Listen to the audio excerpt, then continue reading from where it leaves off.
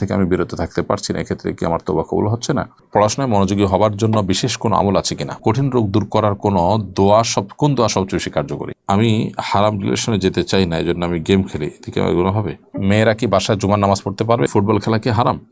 শীতকালে সাধারণত মোজা পরা হয়, মোজার উপর মাসাজ করার পদ্ধতি কি ধরনের মোজার উপরে মাসাজ করা যাবে?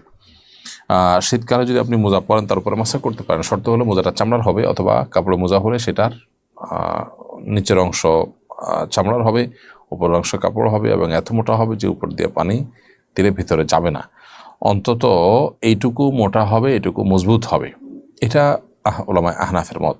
হাম্বলি মাযহাবের ওলামায়ে কেরাম, সৌদি আরবের বর্তমান ওলামায়ে কেরাম, তারা অবশ্য মোজা একেবারে ছেঁড়া বা একেবারে অতি পাতলা, যে ভেজানো হাত দিলেই ভেতরে চলে যাবে ভেজা বা আঁচ করা যাবে অথবা দেখা যায়, এরকম না হলে কাপড়ের মোজার উপরে তারা মাসাজ করার কথা বলেন। সৌদি আরবের বর্তমান ওলামায়ে কেরাম যারা আছেন হাম্বলি মাযহাবের অনুসারী, তারা বলেন।